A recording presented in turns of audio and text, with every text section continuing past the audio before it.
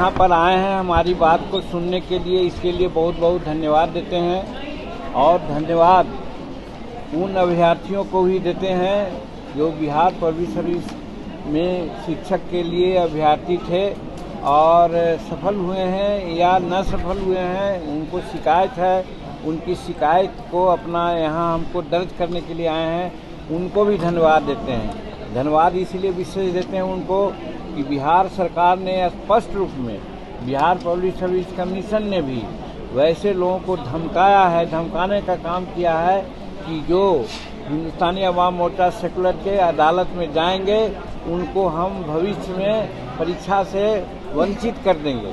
ये अनडेमोक्रेटिक धमकी है, इसके लिए हम कंडेम करते हैं बिहार सरकार को भी और बिहार पब्लिक सर्विस कमीशन को भी।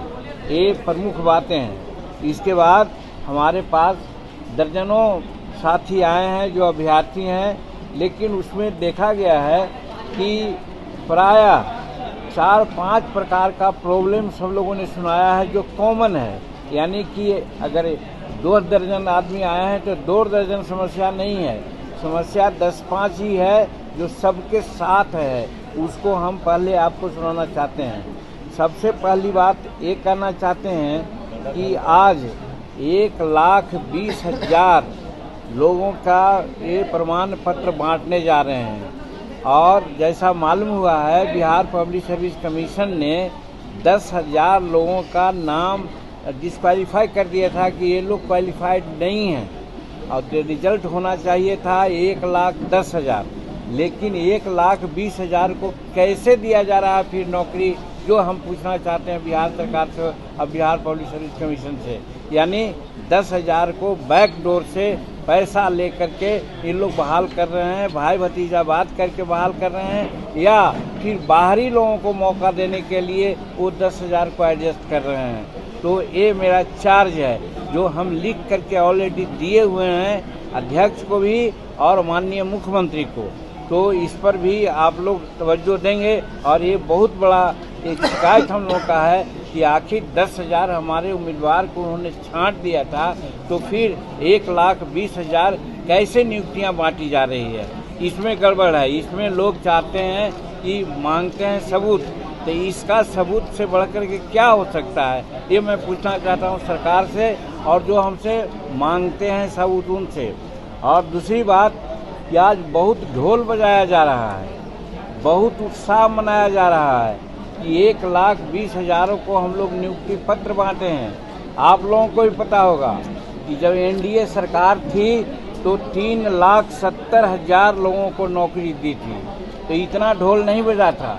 और जब 3,70,000 को नौकरी हम लोगों ने दिया था एनडीए की सरकार में, तो उसमें सभी बिहारी थे। और आज हम चार्ज करते हैं कि 1,20,000 जो बहाली ये लोग कर रहे हैं उसमें 48,000 वैसे लोग हैं जो ऑलरेडी नियोजित हैं, वो नियोजित शिक्षक हैं। तो फिर 48,000 को अलग से नौकरी देने का ये जो ढोल पीट रहे हैं ये फार्स है। तो कहने का मतलब मात्र 72,000 को नौकरी की कवायद हुई है और उसमें भी 50% के आसपास बाहर के लोग हैं। तो कहने का मतलब ये बिहार के लोगों को वास्तविक 25,000 या 30,000 लोगों को ये नियोजन दे रहे हैं। तो बिहार के लोगों को 20-25,000 का नियोजन दे करके इतना ढोल बजा रहे हैं और इतना गांधी मैदान में ये किया गया है। और जब 3,70,000 को नौकरी दी गई थी तो कोई ढोल नहीं बजाया गया है। हम कहना चाहते हैं कि एनडीए की सरकार, ये एनडीए के लोग बात करने में विश्वास नहीं करते, काम करने में विश्वास करते हैं और काम करते हैं उसको बहुत प्रचार नहीं करते हैं। और ये लोग काम करते नहीं हैं लेकिन उसको प्रचारित करते हैं। ये हम चार्ज करते हैं इन लोगों को। और इसमें एक बात और है, यहीं पर बात उठती है। 2014-15 में बाज़ाब्ता डोमिसाइल नीति की घोषणा की गई थी। सन ऑफ द सॉइल की नीति है, भूमि पुत्र को तरजीह देना चाहिए। लेकिन जब से माननीय नीतीश कुमार जी आए और उसके पहले डोमिसाइल सर्टिफिकेट को रद्दी के टोकरी में डाल दिया है, जो बिहार के युवाओं के लिए एकदम खिलवाड़ है उनके भविष्य से। हम मांग करना चाहते हैं कि आज बिहार के नवयुवकों के भविष्य के साथ खिलवाड़ कर करके बाहर के लोगों को ला रहे हैं। डोमिसाइल से विषय पर जो नीति नहीं है, इसके चलते ये गड़बड़ियां हो रही है। इसलिए डोमिसाइल नीति अपनानी चाहिए और सन ऑफ द सॉइल की नीति मानते हुए बिहार के बच्चों को तरजीह देना चाहिए, जो नहीं दे रहे हैं। और इसके बाद हम ये कहना चाहते हैं कि यहाँ पर शेड्यूल कास्ट, शेड्यूल ट्राइब्स का जो वैकेंसी है, लगभग इसमें तो नहीं दिया जी, 3600 समथिंग बिहार में शेड्यूल कास्ट के वैकेंसी रह गई है। कहने का मतलब कि कट ऑफ मार्क्स लाते हुए भी और उनका पेपर ठीक होते भर में भी उनको बहाल नहीं किया गया है। और जैसा पहले कहा था और कहना चाहते हैं कि यहाँ भारी संख्या में वैसे लोगों को जिनका आवेदन ठीक नहीं था, उनका आवेदन रिजेक्ट करने लायक था, उनका रिजल्ट को जब रिजल्ट घोषित कर दिया गया है तब उनका आवेदन को रेक्टिफाई किया जा रहा है। इससे साबित होता है कि कहीं न कहीं पैसा लेकर के कदाचार कर करके वैसे लोगों को, बिहारी को नहीं बाहरी लोगों को और विशेष करके लड़कियों को भरा जा रहा है, जिससे कि यहाँ के बच्चे और बच्चियों में रोष है और जिनका भविष्य अंधकार में है। तो इस तरह से अनेकों उदाहरण है जो बिहार पब्लिक सर्विस कमीशन ने गलती किया है, जिस ओर हम अतुल प्रसाद जी जो अध्यक्ष हैं उनका भी ध्यान आकर्षित किया था और माननीय मुख्यमंत्री जी का भी ध्यान आकर्षित किया है। और आज जन अदालत में भी प्रायः वही सब मुद्दा हमारे सामने आया है। 2 दर्जन से ज़्यादा हमारे पास अब अभ्यर्थी आए हैं इस अदालत में, लेकिन समस्या यही 5-6 बिंदुओं पर है जिसकी चर्चा हमने किया।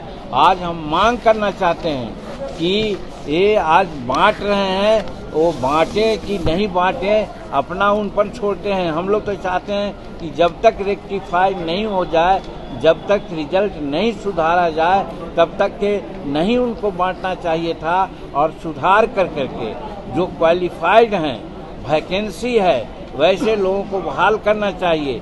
वैसे महिलाओं को जिनका सीट खाली है, महिलाओं के सीट के अगेंस्ट में उनको बहाल करना चाहिए, न कि मर्दों के, लड़कों के सीट के अगेंस्ट में उनको जो बहाल किया जा रहा है। ये अनियमितता है, ये गलत है। और फिर शेड्यूल कास्ट में जो वैकेंसी रहते भर में भी क्वालिफाइड हमारे शेड्यूल कास्ट के कैंडिडेट को नहीं लिया जाना, ये भी अन्याय है जिसकी चर्चा हम कर रहे हैं। ये बात समझ से परे की बात है कि हमारे के यहाँ बच्चों की संख्या बताया गया कि 1,20,000 को हम नौकरी दे रहे हैं और इंटरव्यू में शामिल होने की बात कर रहे हैं, लेकिन क्वालिफाई किए थे 1,10,000। तो फिर 1,10,000 क्यों नौकरी लोगों को दी जा रही है, ये बताने का काम करेंगे।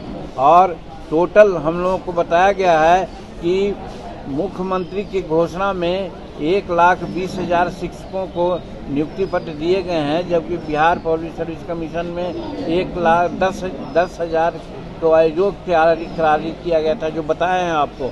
तो पुनः 10,000 अभ्यर्थी को कहां से जोड़ करके 1,20,336 लोगों को नौकरी दे रहे हैं। ये सब घोर अनियमितता है। तो इन सब अनियमितताओं को रेक्टिफाई करने के बाद ही, या फिर इन लोगों को पुनः, जिनको अब डिस्क्वालीफाई किए हैं या बहाल नहीं किए हैं, वैकेंसी हैं, तो नया सूची जारी करें ताकि सब लोगों का समायोजन हो सके।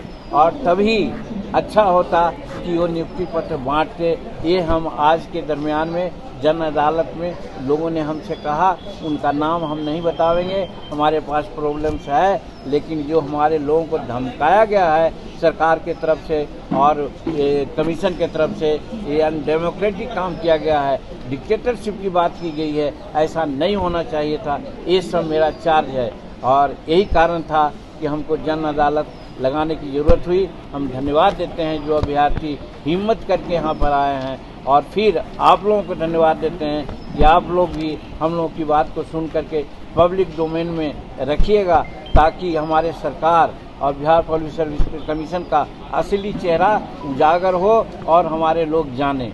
बहुत बहुत धन्यवाद।